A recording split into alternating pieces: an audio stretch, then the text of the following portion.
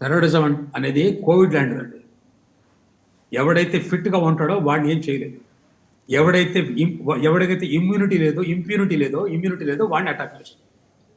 ఇప్పుడు ఒక హైదరాబాదే కాదు, హైదరాబాద్ డెఫినెట్గా టార్గెట్ ఉంటుంది, ముంబై డెఫినెట్గా టార్గెట్ ఉంటుంది, పుణే డెఫినెట్గా టార్గెట్ ఉంటుంది. ఇంతకుముందు వాళ్ళు చెప్పారు పాపం, మన టెర్రరిస్ట్ అమాయక టెర్రరిస్ట్ ఉన్నారే కోట్ అన్ కోట్, వాళ్ళు పాపం డాక్టర్లు చెప్తూ ఉంటారు, మేము ఇక్కడ అటాక్ చేస్తాం, మీరు కొంచెం జాగ్రత్త ఉండండి.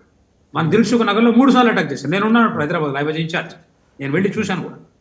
వీఆర్ నాట్ టోటల్ ఇన్ఛార్జ్, ఆక్టోపస్తో పాటు మేము జాయింట్ ఆపరేషన్ చేసేవాళ్ళం.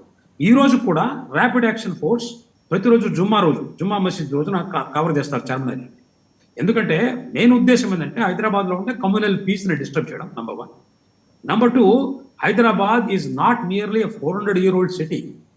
It is New Hyderabad, it is Cyberabad, it is improving, it is becoming, its GDP is more than many countries in the world, small countries. Hyderabad's GDP.